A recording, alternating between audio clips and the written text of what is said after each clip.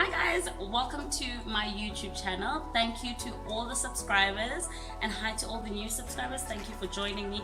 Today I will be measuring up an empty room just to show you how to plan for your room and just important pointers for when it comes to rooms or space planning really.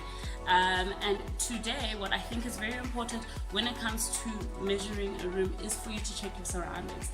So you need to check your natural light. You have to check if there's a lot of trees around because that will help you in the planning of your room. So come on through.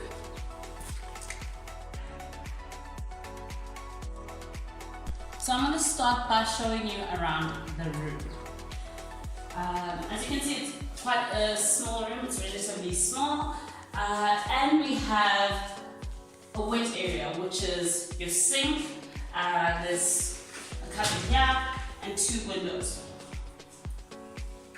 So it is also really important for you to know what exactly you're doing in your space. For you to start planning your space, you need measuring tape, just any measuring tape. I've got a blank piece of paper and a pen, so you'll be jotting down your notes and your measurements. What we'll be doing is measuring corner to corner, ceiling to wall, ceiling to floor, and just, what the space looks like. This is an 8-meter tape. You could use a 5-meter. I prefer to use an 8-meter one because it helps with bigger spaces. So today I'll be using my 8-meter tape, and this one has feet measurement and meter measurements. So obviously because we're in South Africa, we'll be using meters. So let's get started. Okay. So as mentioned earlier, we're going to start from corner to corner. You just put your tape as close to the ground as you possibly can, and then to the corner. So this says it is 297. So the best thing for you to do is position your page how you'll be measuring your page. So since I'm starting with that wall, I will draw that wall first.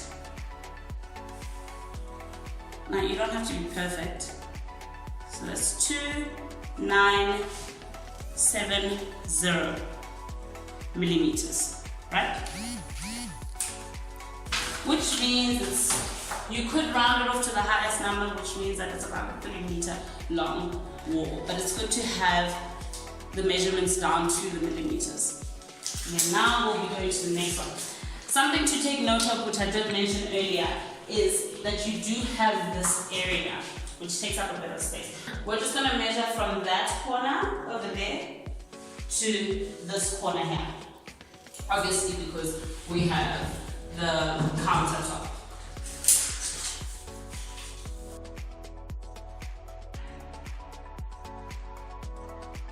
Comes up to there, so that makes it 2,580 millimeters.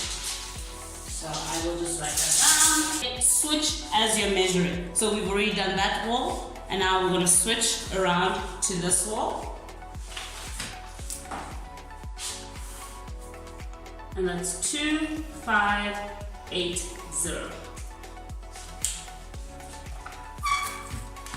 Then what I'm going to do is I'm just going to quickly draw the countertop because obviously it's a very important feature.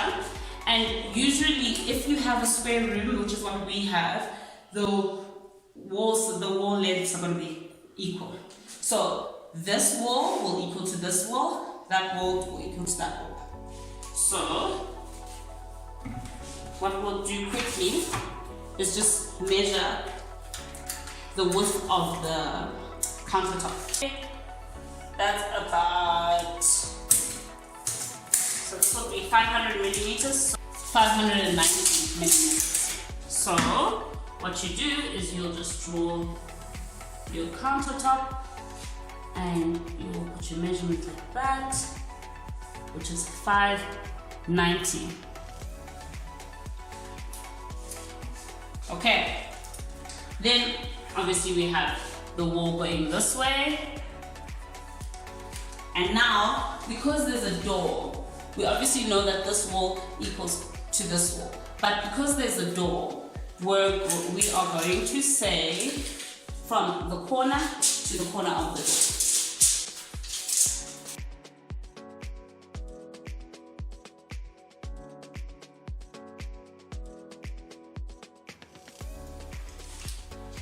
These markings that I'm making just indicate where the measurement stops. So from that corner to that, which means that if you wanted the entire wall, you just add that to that.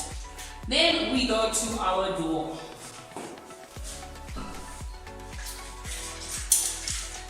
And our door is 8.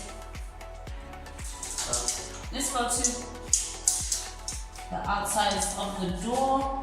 And that is about 860 meters. So the door is here, and the door swings. Inwards. So how you draw that is just like this. It's important to draw It's important to indicate your door swing so that you know how much space you have. So you know that your door swings this way, and you know how much space you have. And then there's a small little bit of the wall, which is about 100.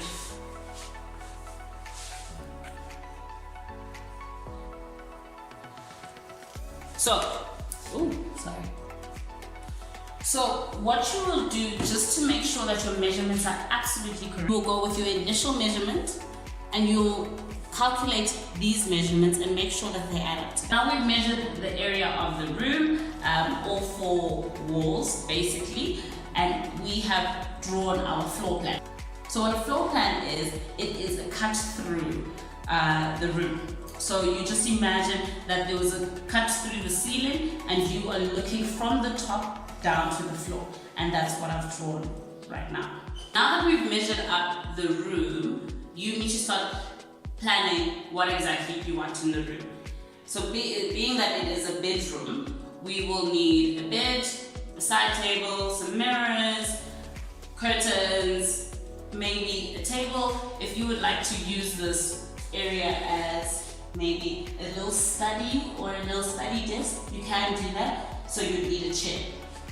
So just jot down the things that you need.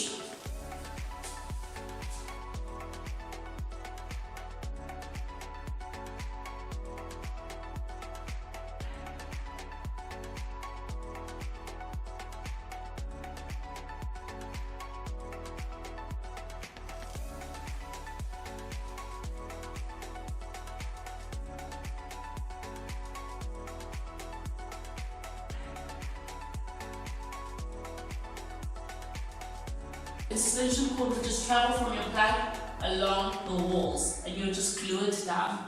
It's quite neat and it sticks very well. It's really doable. You'll just use a glue and that will travel along your wall to where you want your side table to be. In case you're wondering why I've decided to put my side table on this side, is because we've already got stuff on this side. And I think in terms of the space planning, it would make more sense for the side table to be here. It would be too cramped if you had a side table on this end. And also you need to know when it comes to the movement of your space, what space planning is how does someone move in the space. So if you wanted to get out of the bed, for instance on this side, there's just too much going on this end. You have to have movement room on this end. So it's best to just have your side table here. Our room planning, as you may or may not know, is an asymmetric plan. So what an asymmetrical plan means is that what you have on one side doesn't necessarily happen on the other side. A symmetrical plan means that what happens on one side happens on the other. We would maybe have our headboard here, something that is not too high. And the reason why I'm saying that is because the ceiling of this room is not very high. I will measure it and put down the details in the video of how high the ceiling is, but the ceiling is not very high. So I think you'd have maybe a headboard that comes up to here. Then you can put artwork here on top of your, on top of your headboard. And then above your mirror, above your side table, you can have a mirror. What mirrors do is they make the space look bigger. I would advise that you have mirrors where you can. I'm thinking we have a mirror here, a nice decorative mirror, and then you can have a longer mirror on this wall. Okay, now we will be moving to curtaining. Curtaining, what you need to know about curtaining is the measurements that they will need for your curtains is what the length is and what the drop is. So your length is from this corner to that corner, and then your drop is from that corner to there. In this case, because we have a sink, I would strongly recommend that you get blinds. In the case of blinds, you measure from inside and not the outside of the wall. You measure from the inside of the wall where the window begins. And your window is from that end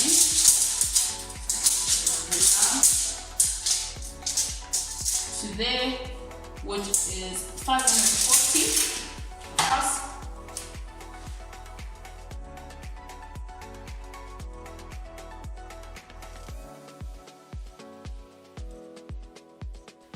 Now for this window, we'll be using blinds purely because there's a sink. It's going to look neater if you have blinds. I will be measuring the drop, which is from there to there. And that is, that's 900.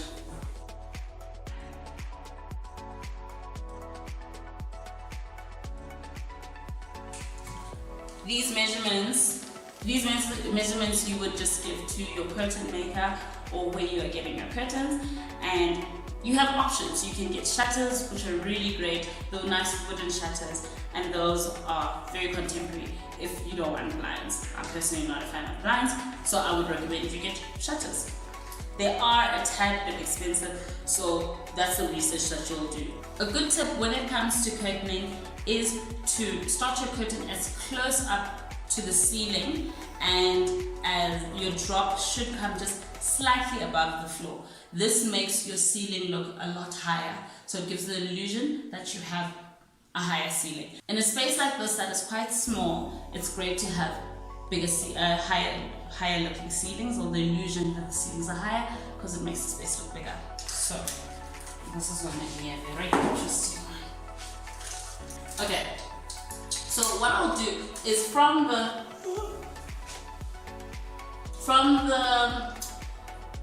cornice, right? This is a cornice. What goes on the stuff that's similar to this is called skirting. So this that you have on the floor, usually people have that, and a lot of homes have that, which is quite stylish, is a skirting. So this is your cornice. The one on your ceiling is your cornice, and the one on your floor is your skirting. Make sure that you're just under the cornice, and I'm going to take it about 5 millimeters down and measure from there. So with your pen again, have a marking for your 5 millimeters, and then take it all the way down, and then just a little above the skirting.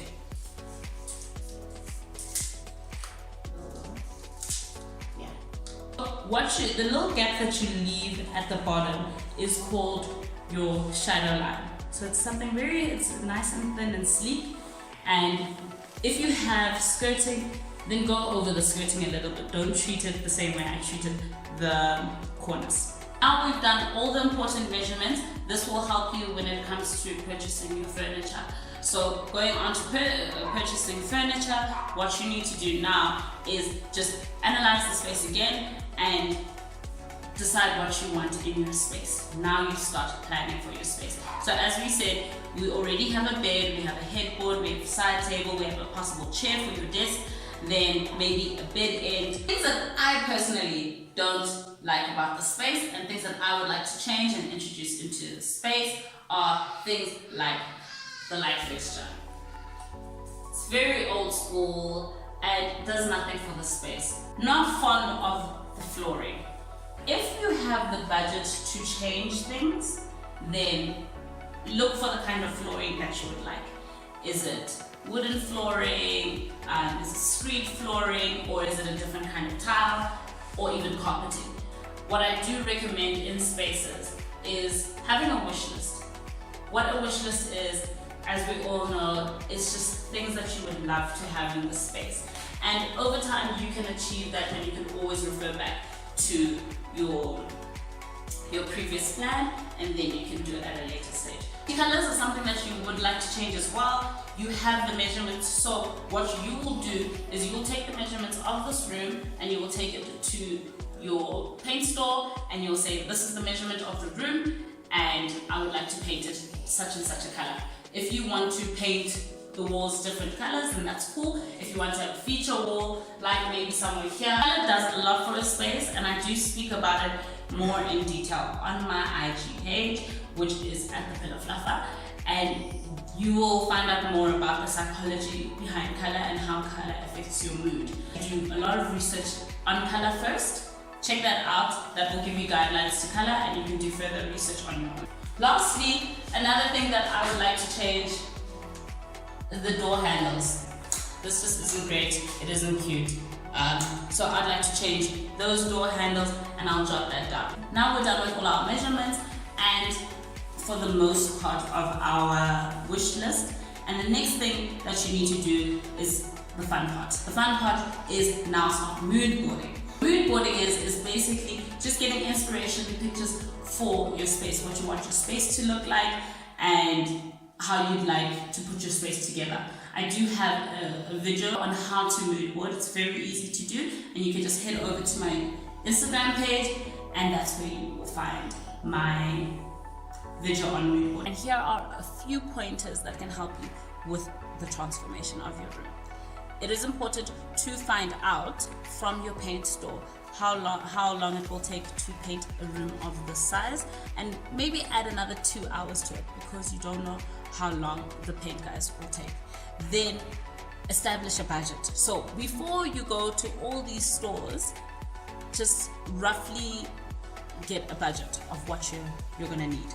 I have a few shop the looks, and that will give you store guidelines. Those store guidelines will help you when you are shopping for stuff, and it will help you with the budgeting. Another thing to note is you should have a checklist of all the things that you need, everyone that you need to help you, and find out if you stay in a complex or a gated community, find out what the rules are in terms of letting people in. If you're moving stuff in, find out if there are any height requirements, if there's any documentation that you need. If you'll be drilling, find out if there are times for drilling. Just notify people that you are doing something in your space, so people have a heads up, and this is just for your safety. Also, remember that your home or your space does not look like Pinterest, and it does not look like anything you've seen on Instagram or any of these other platforms, really. Remember that you must customize your space. All those spaces or all that inspiration is just that, it's inspiration. You cannot cut and paste. It will not work in your space. So do a lot of research into it, maybe ask around, and yeah, find what works for you. When it comes to decorating and customizing your space, be resourceful. So there are things that you have in your home that you can resell or you can reuse. Just find out and do the research when it comes to that, because that will save you a lot of time and it will save you a lot of money. In closing, have fun with your project, take your time with it, be kind to yourself. Purchasing furniture is very expensive, and especially quality furniture. You don't need to finish your space all at once. So take your time with it so that it's perfect and it's to your liking. Thank you so much for joining me again on my channel. I really appreciate you all. Don't forget to like and comment, and if you haven't, please do subscribe and tell all your friends and family to subscribe, and I will see you soon. Cheers.